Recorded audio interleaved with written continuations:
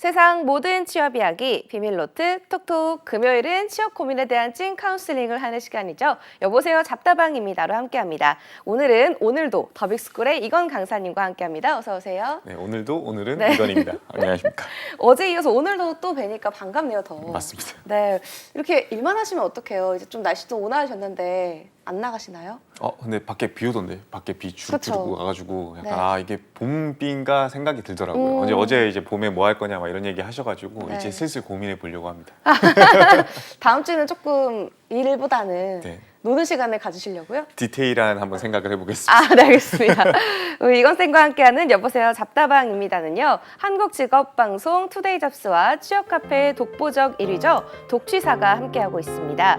취업 관련 고민이 있으신 분들은 독취사 카페에 사연 남겨주세요. 방송에 사연이 소개된 분께는요. 상담은 물론이고 해커스 취업 도서를 선물로 드리고 있습니다. 사연 많이 신청해주세요. 그럼 사연 바로 만나볼게요. 아이디 웃돈님이 독취사 카페 게시판에 남겨주신 글입니다. 29살 남자고요. 중견기업 재무회계팀 가는 것이 목표입니다. 라고 올려주셨는데요. 스펙을 자세하게 만나볼게요.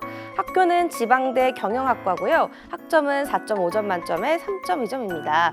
자격증은 전산회계 1급, TAT2, FAT 1, 그리고 컴퓨터 활용 능력 1급 가지고 있습니다. 어학 점수는 토익 805점이고요. 경력상으로는 직무 무관 알바를 좀 한 것 같아요. 또 졸업 후 공백이 3년 있다고 합니다. 대외활동 공모전은 X. 그리고 고민 말해볼게요. 경기 쪽은 학벌이나 역량 차원에서 경쟁이 안 된다고 생각해서 대구와 경북 쪽 중견기업 위주로 지원하고 있습니다. 최근 3개월 동안 중견기업 면접을 3번 보고 전부 탈락했습니다. 면접을 돌이켜보니 공백기에 대한 설명이 최대의 약점이라고 느꼈습니다. 사실 중간에 중소기업 경영지원팀에서 일하다가 격리 총무 업무만 계속할 것 같아서 몇 개월 안 하고 퇴사했습니다. 공공기관 계약직 인턴 같은 알바 위주로 하다 보니 경험을 물을 때 어떻게 대답해야 될지 아직도 모르겠습니다. 그래서 이 직무 관련 경험이라도 쌓아보고자 그나마 진입장벽이 낮은 세무법인 사무실에서 2년에서 3년 정도 일해볼 생각을 하고 있습니다. 라는 고민이고요. 또 받고 싶은 조언은요.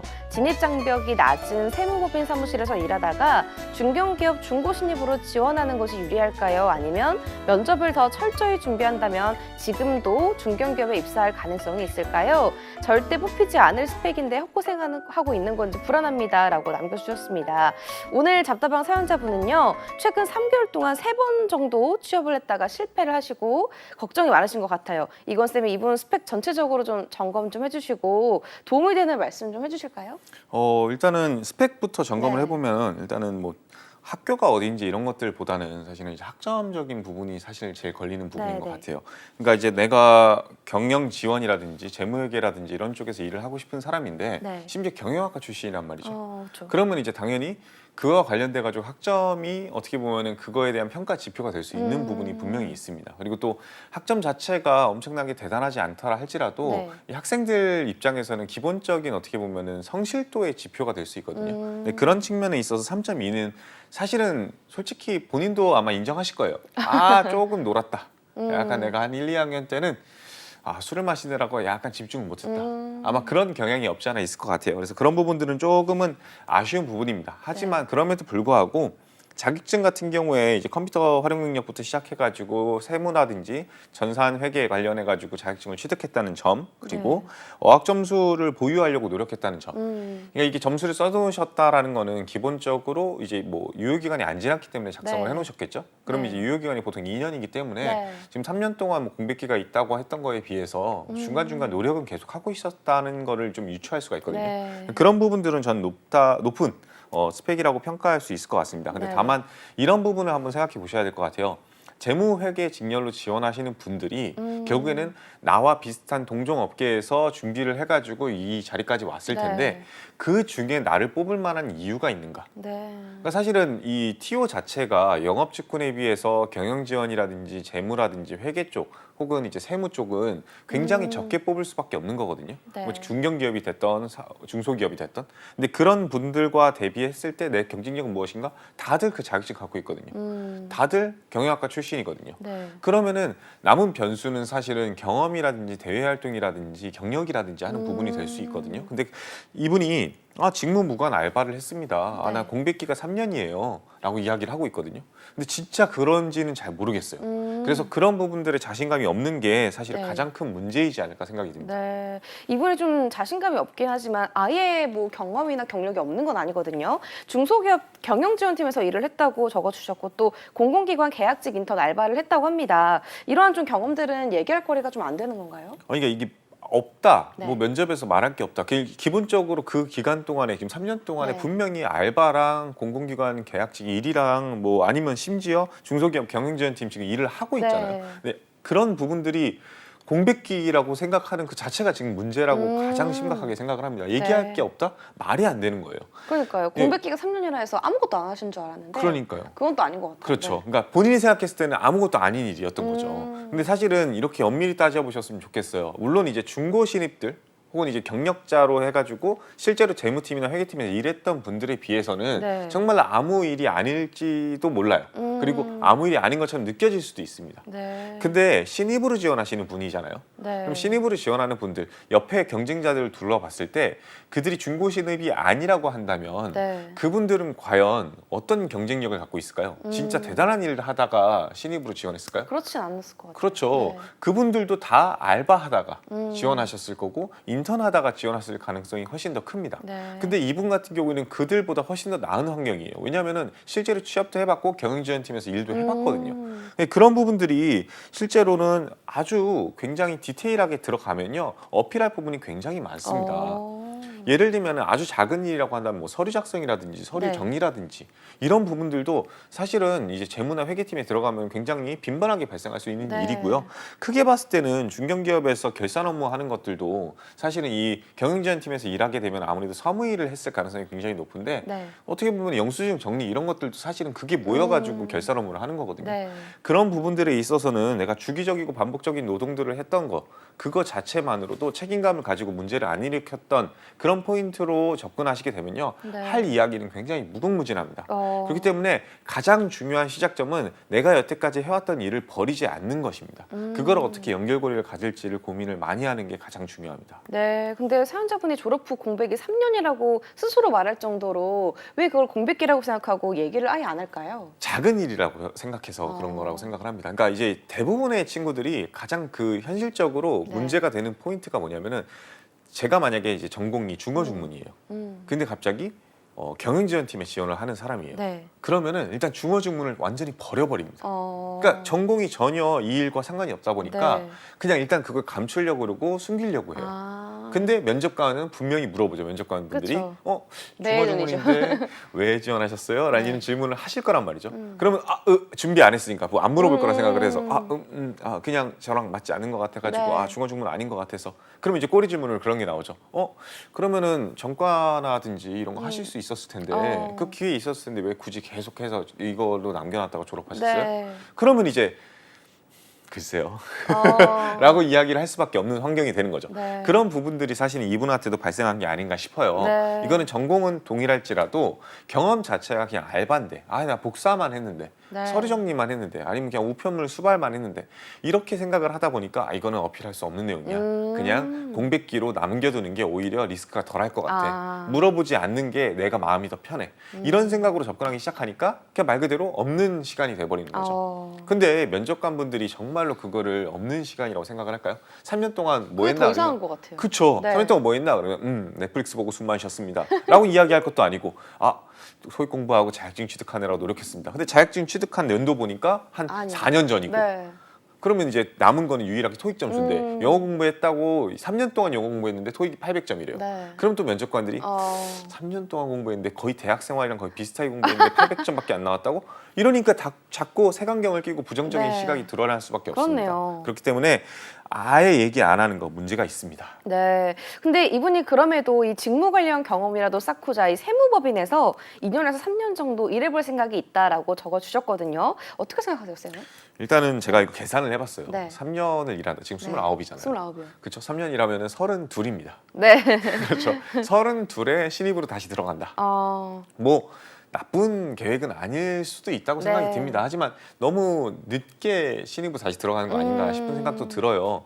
이때쯤 되면은 사실 32 친구들이 대부분 다 이제 경력직으로 이직을 한번 해볼까 막 그쵸, 이런 네. 생각을 하는 경우가 굉장히 많기 때문에 이게 굉장히 저는 리스크가 크다고 생각을 합니다.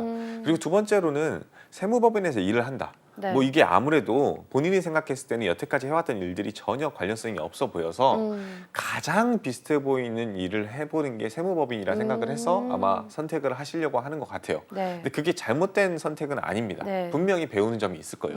근데 그만큼 여태까지 해왔던 일도 똑같이 배울 점이 있습니다. 반대로 얘기하면요. 세무법인에서 일을 한다 할지라도 정말로 많은 걸 배우지도 않을 거예요. 네. 오히려 세무법인 이런 분들 같은 경우에는 이런 마인드 세팅을 다시 바꾸지 않은 이상 세무법인에서 3년 일해도 아 이것도 공백기가 돼버리겠네 라는 생각을 하실 가능성도 굉장히 높습니다.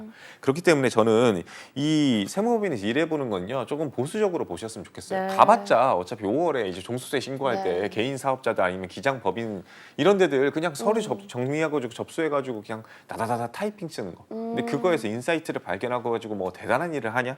그거는 세무사분들이 하실 일이죠. 그렇죠. 그래서 도움이 되지 않는다. 라는 도돌이표가 될 것 같다. 네, 도움이 되지 않을 거다라는 얘기부터 할 것 같아요. 그래서 네. 일단은 판단 기준을 좀 바꿔서 내가 지금 현재까지 해왔던 노력들을 어떻게 엮을지부터 다시 한번 정리했으면 좋겠습니다. 그럼 쌤 말씀대로라면 바로 지원을 하는 쪽을 조금 추천을 하시는 것 같습니다. 그런데 이분 좀 가장 큰 고민이 면접을 돌이켜보면 이 공백기에 대한 설명이 어려웠다고 하거든요. 이게 최대 약점이었던 것 같다고 얘기를 하고 있는데 공백기를 좀 어떻게 말하면 좋을까요? 일단은 이분이 좀 바로 그 생각부터 하셨으면 좋겠어요. 네. 이분이 지금 서류 전형을 통과해서 3개월 동안 면접을 3번을 봤대요. 네. 그럼 이제 서류 전형을 3번 이상 통과를 한 거죠. 그렇죠. 그렇죠. 면접을 3번 이상 간 거잖아요. 그렇네요. 네. 그러면은 그렇게 생각하면은 다른 지원자들에 비해서 기회는 굉장히 많았다는 거. 거. 반대로 또 얘기하면요. 스펙적으로는 면접 자리에 부를 만한 스펙이었다는 거. 근데 이 상태에서 스펙을 더 쌓는 게 유의미한가? 유의미하지 않을 수 있거든요. 그렇기 때문에 저는 이 경험으로서 어떻게 보면 승부수를 네. 면접을 좀 더 잘 보면 좋을 맞습니다. 것 같아요. 그래서 면접을 좀 더 잘 보는 게 제일 네. 중요하지 않나라는 생각이 들어요. 근데 본인 입으로 얘기했죠. 아무래도 공백기가 가장 큰 문제였던 것 같습니다. 그러니까 면접관들도 그 공백기에 대해서 물어본 거예요. 그 얘기는 다시 말하면 이 이력서상에 그 공백기를 본인이 만든 거겠죠. 네. 그러니까 결국엔 3년 동안 아무것도 안 한 것처럼 서류를 작성했으니 면접관 분들께서는 졸업하시고 한 3년 정도 되신 것 같은데 아무것도 이력이 없으신데 뭐 하셨어요? 네. 라는 질문이 들어오는 거고 그 들어온 질문에 대해서 충분히 설득력 있는 대답을 못했기 때문에 거짓말한다라는 생각, 가식적으로 이야기한다는 생각이 들었을 가능성이 네. 굉장히 높습니다. 그리고 면접은 사실은 대단한 능력을 확인하는 시간이 아니거든요. 뭐 네. 면접 자리에서 뭐 예를 들면은 뭐 수학 문제를 낼 것도 아니고 네. 회계 문제를 낼 것도 아니잖아요. 네, 약간 검증의 시간이죠. 그렇죠. 검증의 네. 시간. 어떤 검증의 시간? 본인에 대한 검증의 시간. 네. 그러니까 괜찮은 사람인지 나랑 같이 일해볼 사람인지 이거에 대해서 이야기를 하는 거기 때문에 저는 이제 직접적으로 일해본 회계, 직무 혹은 재무, 직무 오늘 그런 관련되어 있는 일을 어필하는 시간이기보다는 공백기 때 솔직하게 어필을 하셨으면 좋겠어요. 네. 제가 세무나 회계 쪽 그리고 재무 쪽 일을 해보고 싶어서 다른 군데를 많은 데를 지원했는데 좋지 않은 결과가 나왔다. 그러다 네. 보니까 내가 좀 더 역량을 쌓고자 기회가 닿는 데를 많이 지원하게 됐고 그게 네. 기회가 온 게 사실은 공공기관의 계약직 인턴이라든지 아니면 일일 같은 것들을 할 수 있게 되었다. 그 안에서 많은 일들을 배우진 못했지만 기본적으로 조직 안에서 어떻게 서류 정리를 시작하는지 작은 일부터 네. 각자의 역할이나 일들이 어떻게 거시적으로 흘러갈 수 있는지에 대한 노하우 같은 것들을 배웠기 때문에 좀 더 규모가 있는 기업에서도 일할 준비가 되어 있다고 생각이 듭니다. 라고 이야기를 하면요. 그것만으로도 그래 어쨌든 간에 엄청나게 대단한 일을 안 해봤지만 네. 적어도 조직이 어떻게 굴러가는지 사회생활을 한 번쯤은 해본 사람이다라는 생각으로 긍정적으로 치환해낼 수 있다는 네. 말이죠.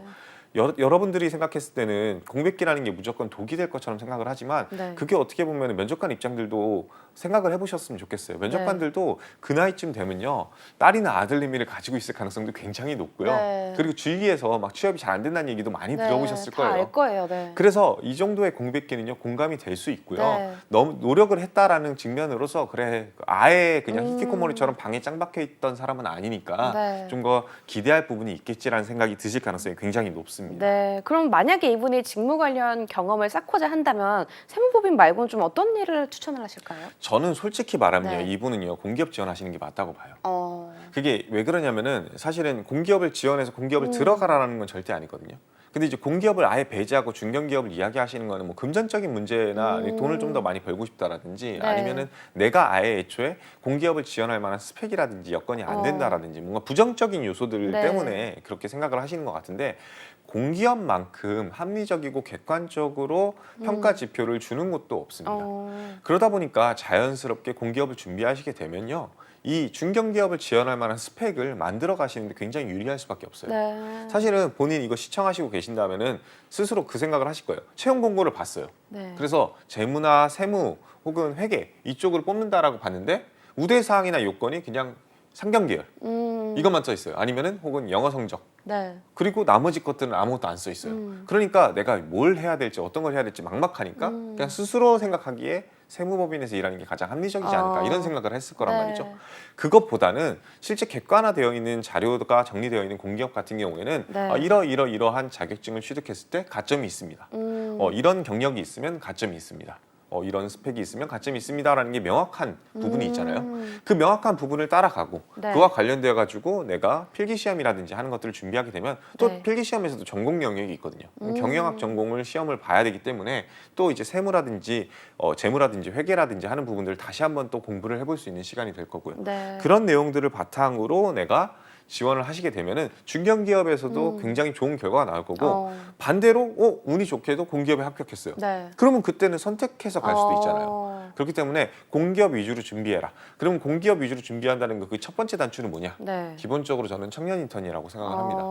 이 청년 인턴이라는 게 기본적으로 사무행정 분야로 지원하다 보니까 사무일 경영지원 나랑 맞지 않는데 이것도 스펙 아닐 것 같은데 라는 생각을 하실 수도 있는데 본인이 최종합을 하고 나서 저는 재무나 회계를 꼭 해보고 싶습니다라고 인사부에 강력하게 어필을 한다든지 네. 아니면 면담 시간에 그런 것들을 얘기를 하게 되면요 정말 운이 좋으면 네. 자연스럽게 그런 부서로 배치될 수도 있거든요. 네. 애초에 인턴을 뽑을 때 막 굉장히 폭넓게 뽑지 어떤 부서의 인턴 이렇게 뽑지 않습니다. 공기업이.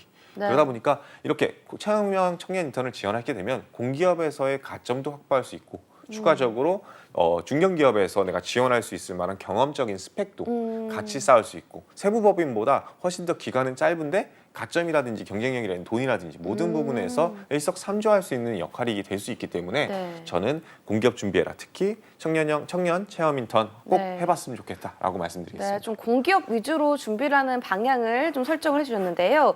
아니면 이분이 좀 면접을 이렇게 철저하게 준비를 해서 가는 것과 이렇게 말씀하신 대로 경험을 조금 쌓고 다시 도전하는 방법, 어떤 걸 선택하는 게 더 좋을까요? 이게 대부분 다 네. 택 1의 과정이라고 생각하는 경우가 네. 굉장히 많습니다. 근데 본인한테 한번 물어볼게요. 지금 당장에 체험형 인턴도 합격했고 중견기업에 최종합을 했어요. 어디 가실 거예요? 라고 물어보면 당연히 최종합 가죠라고 얘기를 할 거란 말이죠. 그렇죠.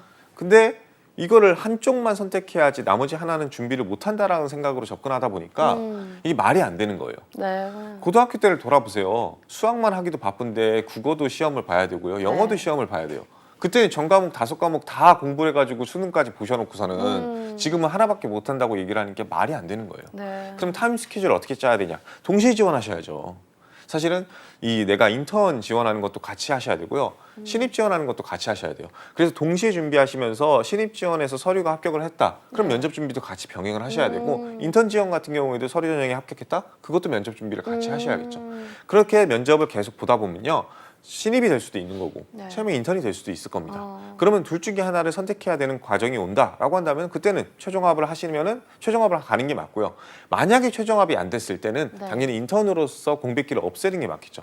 대부분의 친구들이 이렇게 투트랙을 동시에 진행을 해가지고 공백기를 최소화하려는 노력을 하고 있습니다. 네. 본인도 내가 타임 스케줄링을 이렇게 짰는지를 한 번쯤은 점검해 보셨으면 좋겠어요. 네, 투트랙 전략을 좀 세워보자라고 말씀을 해주셨습니다. 끝으로 좀 해주고 싶은 말씀 있으실까요? 3년의 공백기라는 것이 본인에 있어서 굉장히 네거티브라고 생각하고 굉장히 안 좋은 거라고 생각을 하시는데 절대 공백기는 사람은 공백기라는 게 존재할 수가 없습니다. 네. 워홀을 갔을 수도 있고 여행을 갔을 수도 있고 공부를 했을 수도 있고 자격증을 취득했을 수도 있습니다. 그 모든 것들이 결국엔 본인이라는 지금 현재의 사람을 만들어줬기 때문에 이 내용을 자연스럽게 어필을 하신다면요. 그것만으로도 충분히 매력적인 사람이 될 수 있으니까요. 네. 절대 자신의 경험을 좌시하지 않으셨으면 좋겠습니다. 네, 알겠습니다. 취준생 고민상담소 여보세요 잡다방입니다. 지금까지 더빅스쿨의 이건 강사님과 함께했습니다. 오늘 말씀 고맙습니다.